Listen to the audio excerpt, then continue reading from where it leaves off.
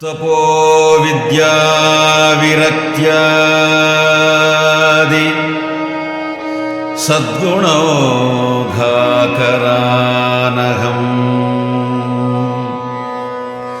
ವಾದಿರಾಜ ಗುರುನ್ ಮುಂದೆ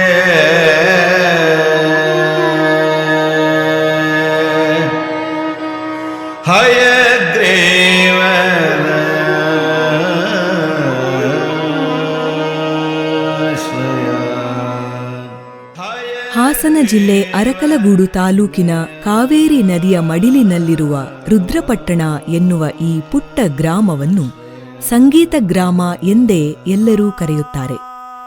ಇಲ್ಲಿಯ ಗಾಳಿಯಲ್ಲಿಯೇ ಸಂಗೀತವಿದೆ, ಮಣ್ಣಿನಲ್ಲಿಯೇ ನಾದವಿದೆ. 1850ರಿಂದಲೂ ಶಾಸ್ತ್ರೀಯ ಸಂಗೀತ ಕ್ಷೇತ್ರಕ್ಕೆ ಮಹಾನ್ ವಿದ್ವಾಂಸರನ್ನು ಕೊಟ್ಟ ಕೀರ್ತಿ ರುದ್ರಪಟ್ಟಣದ್ದು. ಇದೇ ರುದ್ರಪಟ್ಟಣದಲ್ಲಿ ಕೃಷ್ಣ ದೀಕ್ಷಿತರು ಮತ್ತು ಶಾರದಮ್ಮ ದಂಪತಿಗಳ ಮಗನಾಗಿ 1949ರಲ್ಲಿ ಜನಿಸಿದ ಈ ಪುಟ್ಟ ಬಾಲಕನಿಗೆ ಚಿಕ್ಕಂದಿನಿಂದಲೂ ಸ್ವಲ್ಪ ಮಟ್ಟಿಗಿನ ಸಂಗೀತ ಆಸಕ್ತಿ ಇತ್ತು. ತಕ್ಕ ಮಟ್ಟಿಗೆ ಹಾಡುವ ಕಲೆಯೂ ಇತ್ತು. ಅಲ್ಲಿ ಇಲ್ಲಿ ಜನರ ಗುಂಪಿನಲ್ಲಿ ತಾನೇ ಹಾಡು ಕಟ್ಟಿ ಹಾಡಿಬಿಡುತ್ತಿದ್ದ. ಒಮ್ಮೆ ರುದ್ರಪಟ್ಟಣಕ್ಕೆ ಬಂದಿದ್ದ ಪಿಟೀಲು ಚೌಡಯ್ಯನವರನ್ನು ನೋಡಿ ತಾನೂ ಸಂಗೀತಗಾರನಾಗಬೇಕು ಎನ್ನುವ ಸಣ್ಣ ಆಸೆ ಆತನ ಮನದಲ್ಲಿ ಮೂಡಿದ್ದು ನಿಜವಾದರೂ ಸಂಗೀತವೆಂದರೆ ವೃತ್ತಿಪರವಾಗಿ ಕಲಿಯುವ ಕಲೆ ಎನ್ನುವುದು ಆತನಿಗೆ ತಿಳಿದೇ ಇರಲಿಲ್ಲ. ತನ್ನ ಚಿಕ್ಕ ವಯಸ್ಸಿನಲ್ಲಿ ಸಂಗೀತವನ್ನು ಎಂದಿಗೂ ಸಹ ಶಾಸ್ತ್ರೀಯವಾಗಿ ಕಲಿತೇ ಇರದ ಈ ಹುಡುಗ ಮುಂದೊಂದು ದಿನ ಕರ್ನಾಟಕ ಶಾಸ್ತ್ರೀಯ ಸಂಗೀತದ ದಿಗ್ಗಜರಲ್ಲಿ ಒಬ್ಬರಾಗಿ ಬೆಳೆಯುತ್ತಾನೆ ಎಂದು ಯಾರು ತಾನೇ ಊಹಿಸಲು ಸಾಧ್ಯ?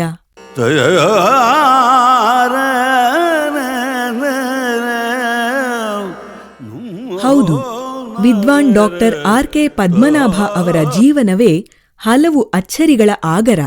ತಮ್ಮ 25ನೇ ವಯಸ್ಸಿನಲ್ಲಿ ಸಂಗೀತವನ್ನು ಶಾಸ್ತ್ರೀಯವಾಗಿ ಕಲಿಯಲು ಪ್ರಾರಂಭಿಸಿದ ವ್ಯಕ್ತಿಯೊಬ್ಬರು ಸಂಗೀತ ಶಿಖರದ ತುತ್ತ ತುದಿಯಲ್ಲಿ ರಾರಾಜಿಸುತ್ತಿರುವುದು ಒಂದು ಅಚ್ಚರಿಯಾದರೆ, ಅವರು ಕರ್ನಾಟಕ ಸಂಗೀತ ಕ್ಷೇತ್ರಕ್ಕೆ ಕೊಟ್ಟ ಕೊಡುಗೆಗಳ ಅಗಾಧತೆ ಇನ್ನೊಂದು ಅಚ್ಚರಿ.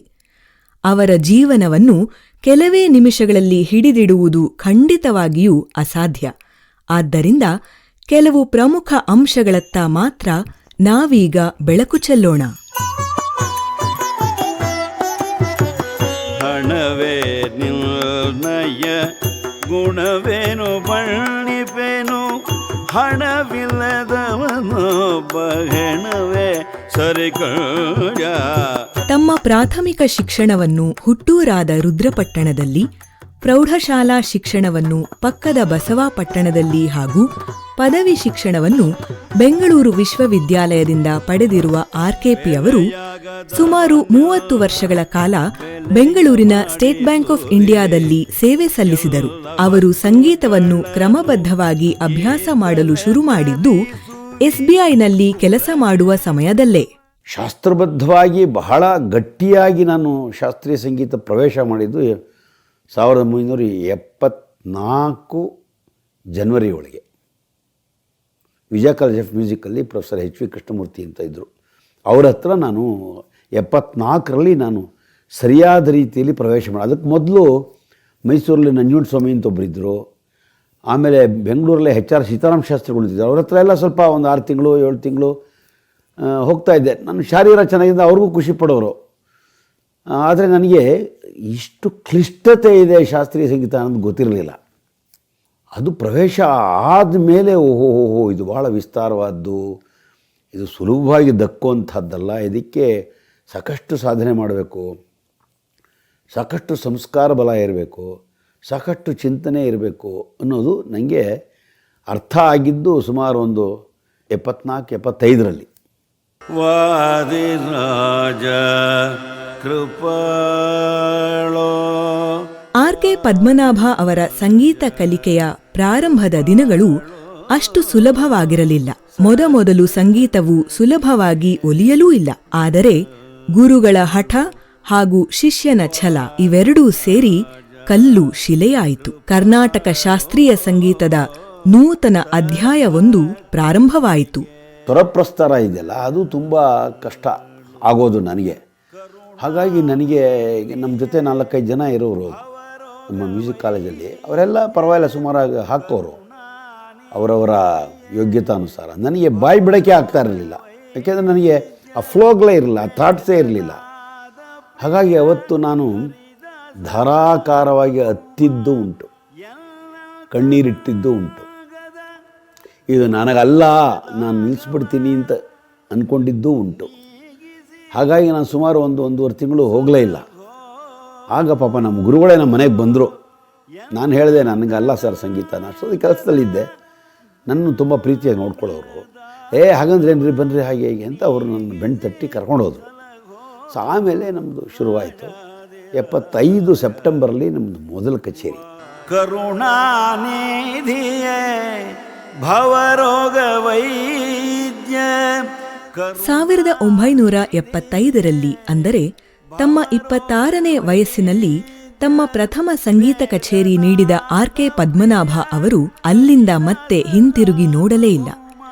ದೇಶ ವಿದೇಶಗಳಲ್ಲಿ ಸಂಗೀತ ಕಚೇರಿ ನೀಡುತ್ತಾ ಅಪಾರ ಸಂಖ್ಯೆಯ ಅಭಿಮಾನಿಗಳನ್ನು ಸೃಷ್ಟಿಸುತ್ತಾ ಸಂಗೀತ ಕ್ಷೇತ್ರದಲ್ಲಿ ಹೊಸ ಹೊಸ ಪ್ರಯೋಗಗಳನ್ನು ಮಾಡುತ್ತಾ ಸಾಧನೆಯ ಒಂದೊಂದೇ ಮೆಟ್ಟಿಲುಗಳನ್ನು ಹತ್ತುತ್ತಾ ಸಾಗಿದರು. ನಾನು ಸಂಗೀತ ಕಲಿತದ್ದು 25ನೇ ವರ್ಷದಲ್ಲಾದರೂ ಸಂಗೀತ ನನಗೆ ಅರ್ಥವಾದದ್ದು ನನ್ನ 50ನೇ ವರ್ಷಕ್ಕೆ ಎನ್ನುವ ಅವರ ಮಾತುಗಳು ಸಂಗೀತದ ವಿದ್ಯಾರ್ಥಿಗಳಿಗೆ ಪಾಠವಾಗಬಲ್ಲದು. ನಾವೊಂದು 10-15 ವರ್ಷ 20 ವರ್ಷ ನಾವು ಹಾಡೋದು ಸುಮ್ಮನೆ ವೇದಿಕೆ ಸಿಗೋದಕ್ಕೆ, ಆಮೇಲೆ ಅನುಭವಕ್ಕೆ. 20 ವರ್ಷ ಆದಮೇಲೆ ನೈಜವಾದ ಸಂಗೀತದ ಸಾರ, ಓಹೋ ಇದು ಹೀಗಿದೆ ಅಂತ ಅರ್ಥ ಆಯ್ತು ನನಗೆ. ಅರ್ಥ ಆದಮೇಲೆ ಅದರ ಆಳಕ್ಕೆ ಹೋಗ್ಬೇಕಾದ್ರೆ 10 ವರ್ಷ ಬೇಕು. ಅದರ ಅಂತರಂಗ ಅರ್ಥ ಆಗಬೇಕಲ್ಲ. ಸಂಗೀತ ಕಚೇರಿ ಮಾಡಿದೆ ಸರಿ, ಈಗ ಒಂದು ಕಲ್ಯಾಣಿ ರಾಗ ಅಂದರೆ ಅದರ ಅಂತರಂಗ ಅರ್ಥ ಆಗಬೇಕು, ಅದರ ಒಳಗಡೆ ಹೋಗಬೇಕು. ಅದು ಒಂದು 10 ವರ್ಷ ಆ ಥರ ಆಯಿತು. ಆಮೇಲೆ ನನಗೆ ಸಾಮಾನ್ಯರಿಗೆ ಸಂಗೀತವನ್ನು ಮುಟ್ಟಿಸ್ಬೇಕು ಅನ್ನೋದು. ಸಾಮಾನ್ಯರಿಗೆ ಸಂಗೀತ ಮುಟ್ಟಿಸ್ಬೇಕಾದ್ರೆ ನನ್ನ ಸಾಧನಾ ಕ್ರಮವೇ ಬೇರೆ ಆಗಬೇಕು, ನನ್ನ ಶಾರೀರ ಕ್ರಮವೇ ಬೇರೆ ಆಗಬೇಕು, ನಾ ಹಾಡುವ ಕ್ರಮವೇ ಬೇರೆ ಆಗಬೇಕು, ನಾನು ನೋಡುವ ಕ್ರಮವೇ ಬೇರೆ ಆಗಬೇಕು. ಈ ಕಡೆ ನಾನು ಜಾಸ್ತಿ ಸಾಧನೆ ಮಾಡೋಕ್ಕೆ ಪ್ರಯತ್ನ ಪಟ್ಟೆ. ಈಗ ಸಾಮಾನ್ಯರ ಜನರಿಗೆ ನಾನು ಹೃದಯಸ್ಪರ್ಶಿ ಸಂಗೀತ ಹಾಡಿದ್ರೆ ನಾನು ಸಕ್ಸಸ್ಫುಲ್ ಮ್ಯೂಸಿಷಿಯನ್ ಅಂತ ಅರ್ಥ.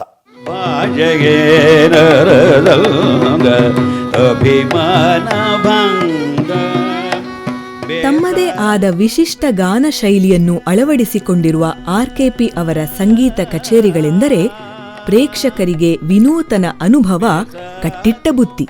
ಸಂಪ್ರದಾಯಬದ್ಧವಾಗಿ, ಶಿಸ್ತುಬದ್ಧವಾಗಿ ಹಾಗೂ ಯೋಜನಾಬದ್ಧವಾಗಿ ಆಯೋಜನೆಗೊಳ್ಳುವ ಅವರ ಕಚೇರಿಗಳು ಸಂಗೀತದ ವಿದ್ಯಾರ್ಥಿಗಳಿಗೆ ಪಾಠದಂತಿರುತ್ತದೆ.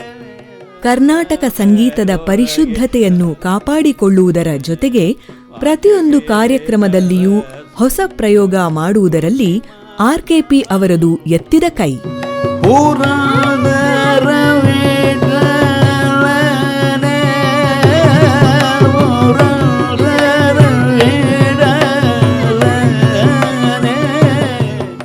ಆರ್.ಕೆ. ಪದ್ಮನಾಭ ಅವರ ಸಾಧನೆ ಕೇವಲ ಸಂಗೀತ ಕಚೇರಿಗಳಿಗೆ ಮಾತ್ರ ಸೀಮಿತವಾಗಲಿಲ್ಲ. ಕರ್ನಾಟಕ ಶಾಸ್ತ್ರೀಯ ಸಂಗೀತಕ್ಕೆ ಹಲವು ಆಯಾಮಗಳಲ್ಲಿ ವಿಶಿಷ್ಟ ಕೊಡುಗೆಗಳನ್ನು ಕೊಟ್ಟಿದ್ದು ಅವರ ಹೆಗ್ಗಳಿಕೆ. ಎಂದರೋ ಮಗನು ಬಾವೋಲು, ಎಂದರೋ ಮಗನು ಬಾವೋಲು. ಆರ್.ಕೆ. ಪದ್ಮನಾಭ ಅವರ ಕಚೇರಿಗಳಲ್ಲಿ ತಾನವಿನಿಕೆ ಬಹಳ ವಿಶೇಷವಾದದ್ದು. ಗ್ರಂಥಗಳಿಗೆ ಮಾತ್ರ ಸೀಮಿತವಾಗಿದ್ದ ತಾನ ಪ್ರಭೇದಗಳನ್ನು ವೇದಿಕೆಗಳಲ್ಲಿ ನಿರೂಪಿಸಿದ್ದಲ್ಲದೆ ಹೊಸ ತಾನ ಪ್ರಯೋಗಗಳನ್ನೂ ಮಾಡಿದ್ದಾರೆ. ಜೊತೆಗೆ 37 ಹೊಸ ರಾಗಗಳನ್ನೂ ಪರಿಚಯಿಸಿದ್ದಾರೆ. ದಿವ್ಯ ಸಂಕೀರ್ಣ ಮತ್ತು ಮಿಶ್ರ ಸಂಕೀರ್ಣದಂತಹ ಅಷ್ಟಾಗಿ ಪರಿಚಿತವಲ್ಲದ ತಾಳಗಳನ್ನು ಪುಸ್ತಕಗಳಿಂದ ಮುಖ್ಯ ವಾಹಿನಿಗೆ ತಂದಿದ್ದಾರೆ.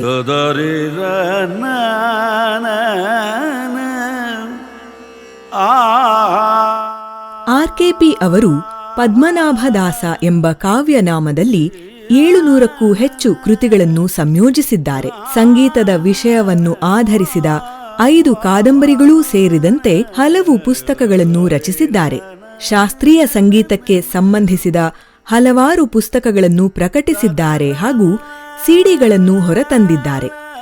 ಸಂಗೀತದ ವಿಷಯಗಳನ್ನು ಆಧರಿಸಿದ ರಂಗ ನಾಟಕಗಳಲ್ಲಿ ಅಭಿನಯಿಸಿದ್ದಾರೆ ಹಾಗೂ ನಾಟಕಗಳನ್ನು ಬರೆದು ನಿರ್ದೇಶಿಸಿದ್ದಾರೆ.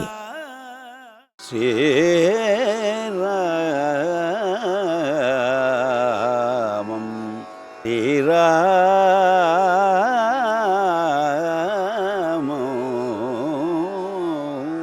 ಕರ್ನಾಟಕ ಸಂಗೀತಕ್ಕೆ ಆರ್.ಕೆ. ಪದ್ಮನಾಭ ಅವರ ಇನ್ನೊಂದು ಬಹುದೊಡ್ಡ ಕೊಡುಗೆಯೆಂದರೆ ಅಗಾಧ ಪ್ರಮಾಣದಲ್ಲಿ ಶಿಷ್ಯ ಸಮೂಹವನ್ನು ಸೃಷ್ಟಿಸಿದ್ದು. ತಮ್ಮ ಶಾರದಾ ಕಲಾ ಕೇಂದ್ರದ ಮೂಲಕ 2,000ಕ್ಕೂ ಹೆಚ್ಚು ಶಿಷ್ಯರಿಗೆ ಸಂಗೀತ ಜ್ಞಾನವನ್ನು ಪ್ರೀತಿಯಿಂದ ಧಾರೆ ಎರೆದ ಸ್ನೇಹಿತನಂತಹ ಗುರು ಆರ್.ಕೆ.ಪಿ. ಅವರು. ಕಲಿಕಾ ಪ್ರಕ್ರಿಯೆಯನ್ನು ಕೇವಲ 4 ಗೋಡೆಗಳ ಮಧ್ಯೆ ಸೀಮಿತಗೊಳಿಸದೆ ಸಿಂಗಥಾನ್, ಗಾನಯಾತ್ರೆ, ಗುಡಿಗಾನ ಮುಂತಾದ ವಿನೂತನ ಪ್ರಯೋಗಗಳ ಮೂಲಕ ತಮ್ಮ ಶಿಷ್ಯರ ಕೌಶಲ್ಯವನ್ನು ವೃದ್ಧಿಸಲು ಆರ್.ಕೆ.ಪಿ. ಅವರು ನಿರಂತರ ಪ್ರಯತ್ನ ಪಡುತ್ತಾರೆ. ಆರ್.ಕೆ.ಪಿ. ಸರ್ ಇಷ್ಟ ಆಗೋದಕ್ಕೆ ಅವರ ಪಾಠದ ಕ್ರಮ ಕೂಡ ಒಂದು ಅನೇಕ ರೀತಿಗಳಲ್ಲಿ ಅದನ್ನು ಹೇಳ್ಕೊಡೋ ಅಂಥದ್ದು. ಉದಾಹರಣೆಗೆ ಗಾನಚಕ್ರ ಒಂದು ವಿಶೇಷವಾದಂಥ ವಿಚಾರವನ್ನು ಕೊಟ್ಟು ಆ ಮೂಲಕ ನಮಗೆ ನಮ್ಮ ಬೆಳವಣಿಗೆ ಎಷ್ಟು ಹಿಂದಿನ ಒಂದು ಕಾರ್ಯಕ್ರಮಕ್ಕೂ ಮುಂದಿನ ಕಾರ್ಯಕ್ರಮಕ್ಕೂ ಎಷ್ಟು ಬೆಳವಣಿಗೆ ಆಗಿದೆ ಅಂತ ಒಂದು ಅಲ್ಲಿ ತುಲನಾತ್ಮಕವಾಗಿರೋ ಅಂಥ ಗಾನಚಕ್ರ ಇರಬಹುದು.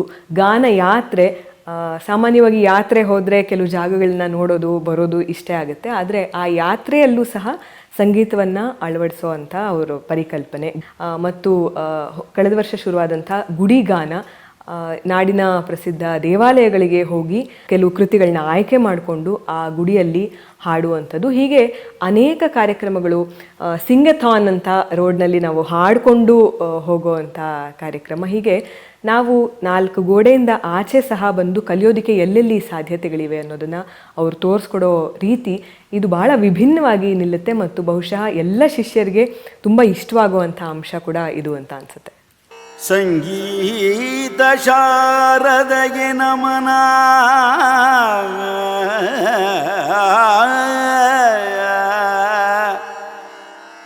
ಸದ್ಗುರು ಪುರಂದರದಾಸಗೆ ನಮನ.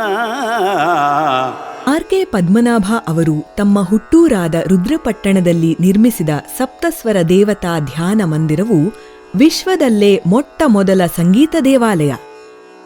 ಶ್ರೀವಾದಿರಾಜರಿಗೆ ನಮನ.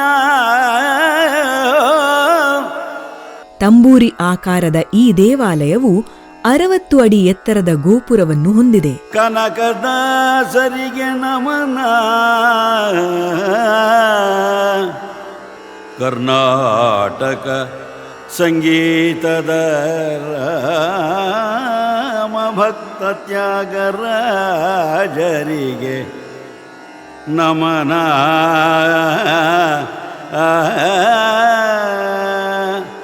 ಸಂಗೀತದ 6 ಶ್ರೇಷ್ಠ ವಾಗ್ಗೇಯಕಾರರು ಹಾಗೂ ದೇವಿ ಸರಸ್ವತಿಯನ್ನು ಇಲ್ಲಿ ನಿತ್ಯ ಪೂಜಿಸಲಾಗುತ್ತಿದೆ. ದೀಕ್ಷಿತರಿಗೆ ನಮನ.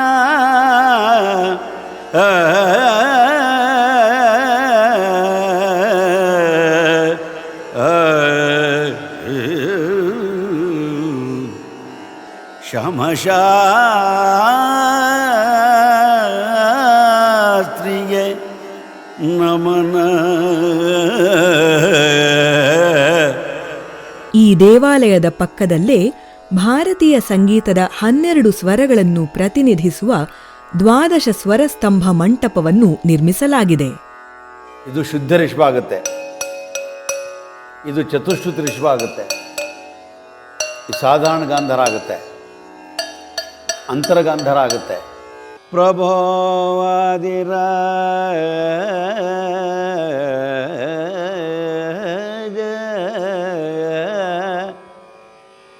ನೀನಿದ್ದರೆ ನಾನು ಪ್ರಭೋವಾದಿರಾಜ. ತಮ್ಮ ಮಾನಸ ಗುರುಗಳಾದ ಶ್ರೀ ವಾದಿರಾಜರ ನಾಮಸ್ಮರಣೆಯ ಉದ್ದೇಶದಿಂದ ಆರ್.ಕೆ. ಪದ್ಮನಾಭ ಅವರು ಬೆಂಗಳೂರಿನಲ್ಲಿ ನಿರ್ಮಿಸಿರುವ ಶ್ರೀ ವಾದಿರಾಜ ಕಲಾಭವನವು ನಗರದ ಪ್ರಮುಖ ಸಾಂಸ್ಕೃತಿಕ ತಾಣಗಳಲ್ಲಿ ಒಂದಾಗಿದೆ. ಇಲ್ಲಿ ನಿರ್ಮಾಣವಾಗಿರುವ ವಾಸುದೇವ ಗಾನ ಮಂದಿರವು ಸಂಗೀತ ಮತ್ತು ಇತರ ಸಾಂಸ್ಕೃತಿಕ ಕಾರ್ಯಕ್ರಮಗಳಿಗೆ ಹಲವರ ಮೊದಲ ಆಯ್ಕೆ. ವಾದಿರಾಜ ಧ್ಯಾನ ಮಂದಿರದಲ್ಲಿ ಗುರು ವಾದಿರಾಜರನ್ನು ಸ್ಮರಿಸುತ್ತಾ ಮನಃಶಾಂತಿಯನ್ನು ಕಾಣಬಹುದಾಗಿದೆ. ಇಲ್ಲಿಯ ಇನ್ನೊಂದು ವಿಶೇಷತೆಯಾದ ಭೂತರಾಜ ಶಕ್ತಿ ಮಂಟಪವು ಭೂತರಾಜನಿಗೆ ಪ್ರಪ್ರಥಮವಾಗಿ ನಿರ್ಮಿಸಲಾಗಿರುವ ಪೂಜಾ ಮಂಟಪ. ಆರ್ಕೆಪಿ ಅವರ ಶಿಷ್ಯರೆಲ್ಲಾ ಸೇರಿ ಅವರಿಗೆ 60 ವರ್ಷ ತುಂಬಿದ ಸಂದರ್ಭದಲ್ಲಿ ಗೌರವದಿಂದ ಸಮರ್ಪಿಸಿದ ಪುತ್ಥಳಿಯನ್ನು ಸಹ ಇಲ್ಲಿ ನೋಡಬಹುದಾಗಿದೆ.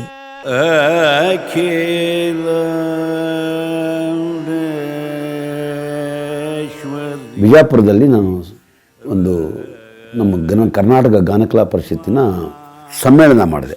ಅಲ್ಲಿ ಒಬ್ಬ ಮುಸ್ಲಿಂ ಡ್ರೈವರ್ನ ಇಟ್ಕೊಂಡಿದ್ದೆ ನಾನು. ಅವನು ನನ್ನ ಜೊತೆ ತುಂಬ ಪ್ರೀತಿಯಾಗಿದ್ದ.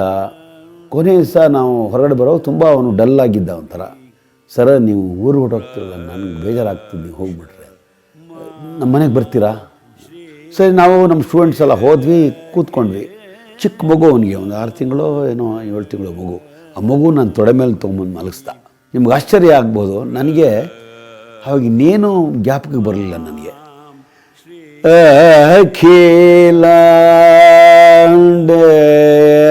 ಅಖಿಲಾಂಡೇಶ್ವರಿ ಇದು ಹಾಡುವಾಗ ನಾನು ತಲ್ಲೀನಾಗ್ಬಿಟ್ರೆ ನನಗೆ ಕಣ್ಣಲ್ಲಿ ಆನಂದ ಬಾಷ್ಪ.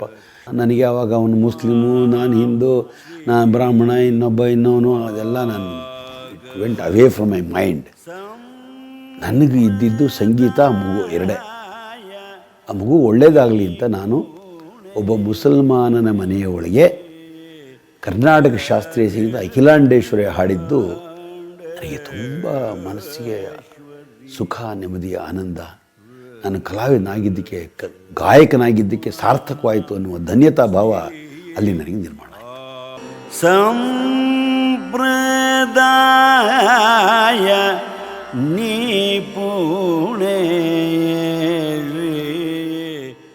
ತಮ್ಮ ಹುಟ್ಟೂರಾದ ರುದ್ರಪಟ್ಟಣದ ಜೊತೆ ಇಂದಿಗೂ ಆತ್ಮೀಯ ಸಂಬಂಧ ಹೊಂದಿರುವ ಆರ್ಕೆಪಿ ಅವರು ತಾವು ವಿದ್ಯಾಭ್ಯಾಸ ಮಾಡಿದ ಶಾಲೆಗಳಲ್ಲಿ ರಂಗಮಂದಿರ, ಗ್ರಂಥಾಲಯ, ಶೌಚಾಲಯ ನಿರ್ಮಾಣದಂತಹ ಹಲವಾರು ಅಭಿವೃದ್ಧಿ ಕೆಲಸಗಳನ್ನು ಕೈಗೊಂಡಿದ್ದಾರೆ. ಜೊತೆಗೆ ಹಲವಾರು ಬಡ ವಿದ್ಯಾರ್ಥಿಗಳಿಗೆ ಆರ್ಥಿಕ ಸಹಾಯದ ಮೂಲಕ ಮಕ್ಕಳ ಅಚ್ಚುಮೆಚ್ಚಿನ ಗುರುವಾಗಿದ್ದಾರೆ. ಊರಿನ ಹಲವು ದೇವಸ್ಥಾನಗಳನ್ನು ಜೀರ್ಣೋದ್ಧಾರಗೊಳಿಸಿದ್ದಾರೆ.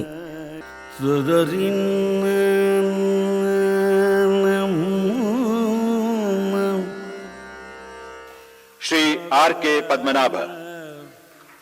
के पद्मनाभ को कर्नाटक गायन संगीत में योगदान के लिए वर्ष 2020 के संगीत नाटक अकादमी पुरस्कार से सम्मानित किया जा रहा है. ಪ್ರತಿಷ್ಠಿತ ಕೇಂದ್ರ ಸಂಗೀತ ನಾಟಕ ಅಕಾಡೆಮಿಯ ಪುರಸ್ಕಾರ ಸೇರಿದಂತೆ 2 ಪ್ರಸಿದ್ಧ ವಿಶ್ವವಿದ್ಯಾಲಯಗಳ ಗೌರವ ಡಾಕ್ಟರೇಟ್ ಮತ್ತು 55ಕ್ಕೂ ಹೆಚ್ಚು ಪ್ರಶಸ್ತಿಗಳು ಆರ್ಕೆ ಪದ್ಮನಾಭ ಅವರ ಸಾಧನೆಯನ್ನು ಅಲಂಕಾರಗೊಳಿಸಿವೆ.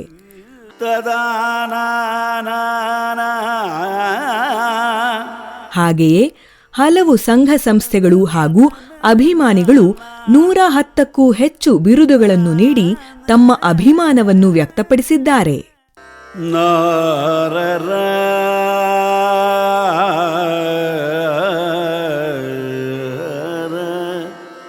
75 ಸಾರ್ಥಕ ವಸಂತಗಳನ್ನು ಪೂರೈಸಿರುವ ಆರ್ಕೆ ಪದ್ಮನಾಭ ಅವರದ್ದು ನಿಬ್ಬೆರಗಾಗಿಸುವ ಸಾಧನೆ.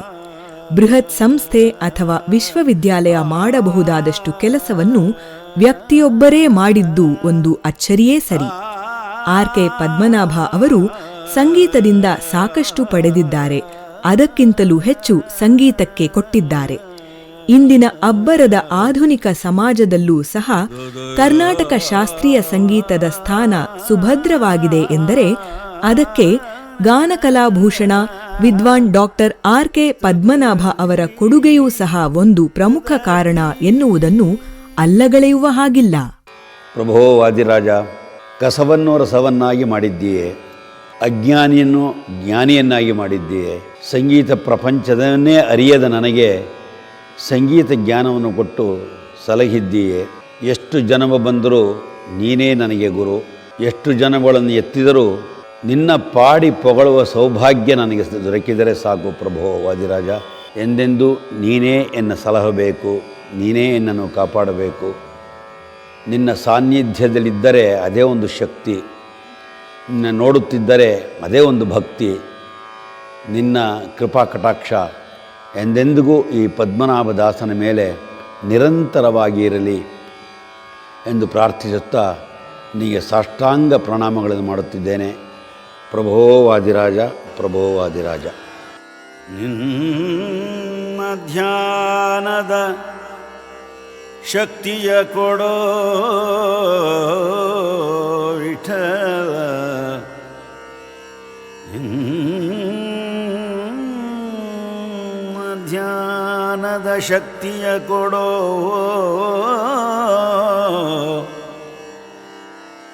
ಅನ್ಯರಲ್ಲಿ ವಿರಕ್ತಿಯ ಕೊಡೋ ಕೃಷ್ಣ.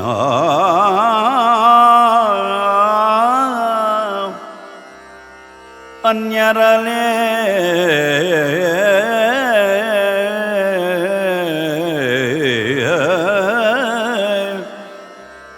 ವಿರಕ್ತಿಯ ಕೊಡೋ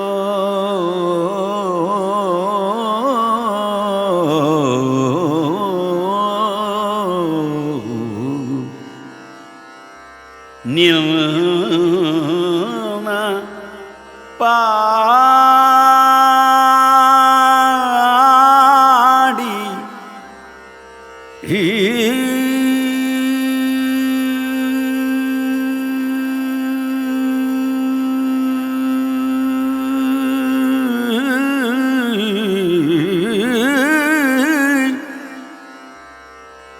ನಿನ್ನ ಪಾಡಿ ಪೊಗಳುವ ಕೃಷ್ಣ ಹಯವದನ. ನಿನ್ನ ಪಾಡಿ ಪೊಗಳುವ ಭಕ್ತಿಯ ಕೊಡೋ ಹಯವದನ.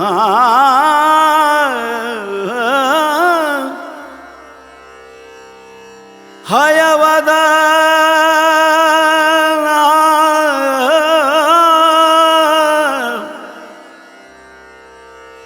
ಭವದ ಕತ್ತಲೆಯನಗೆ ಮುತ್ತಿದೆ ಪ್ರಭೋ. ಭವದ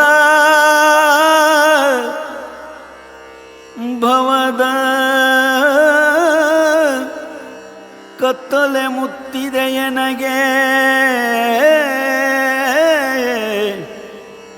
ಹಯವದಾನ ಹಯವದನ. ಮತ್ತೆ ತುದಿಯಲಿ ಎನಗೆ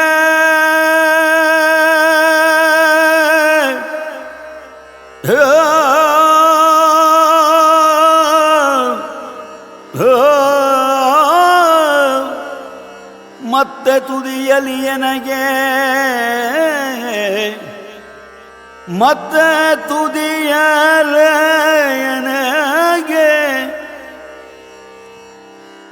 ಗಾನ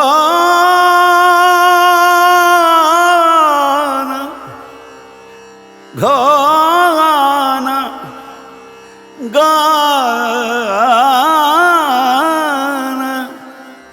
ಗಾನ ಮುಕ್ತಿಯ ಕೊಡೋ ಹಯವದನ.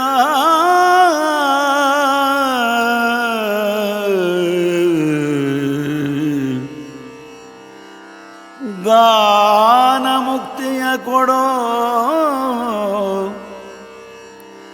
ಹಯವದನ.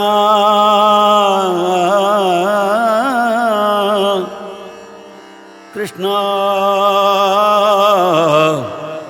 ಕೃಷ್ಣ ಹರಿ